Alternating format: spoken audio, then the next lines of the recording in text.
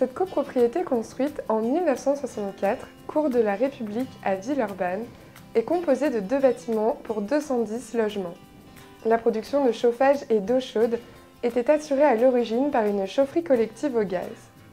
À l'occasion du ravalement de façade, les copropriétaires se sont saisis de l'opportunité du dispositif Éco-Rénov' de la métropole de Lyon pour étudier la possibilité d'atteindre le niveau BBC à l'issue de travaux de rénovation énergétique.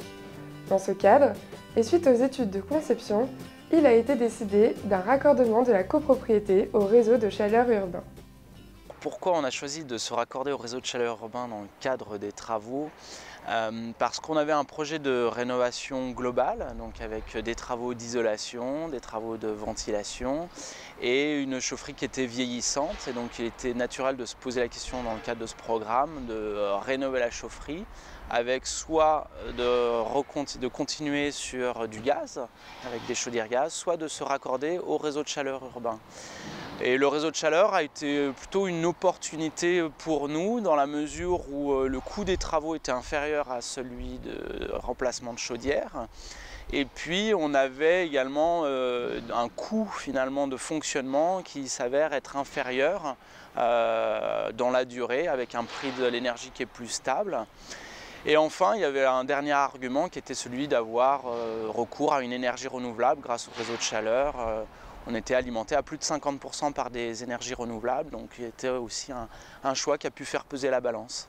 Alors sur la copropriété d'Albert Thomas, on s'était lancé dans un projet de rénovation énergétique parce que les copropriétaires avaient l'obligation de ravaler leur façade et le ravalement avec une isolation thermique et un projet plus gros de rénovation énergétique permettait à la copropriété d'effectuer des gains énergétiques importants et surtout ça coûtait moins cher avec les aides, tout aide cumulée pour les copropriétaires de faire un ravalement avec isolation thermique et tous les travaux induits pour la rénovation énergétique, dont notamment le remplacement du système de chauffage. Alors, la problématique avait été de savoir est-ce qu'on fait à l'identique en chauffage gaz ou est-ce qu'on fait en chauffage urbain.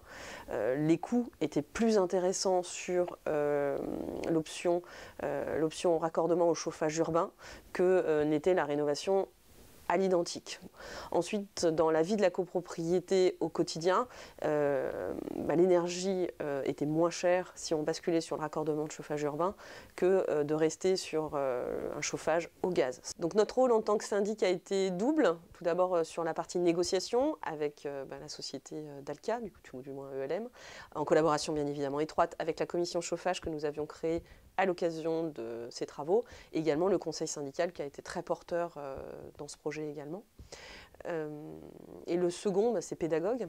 Il a fallu expliquer aux copropriétaires à l'occasion de différentes réunions sur site. J'ai ouvert des permanences afin de les rassurer sur le chauffage urbain qui drainait malgré lui une mauvaise réputation parce qu'on avait tout un pan du réseau de chauffage qui était en cours de rénovation et Villeurbanne étant un petit village, les copropriétaires de différentes copropriétés parlaient entre eux.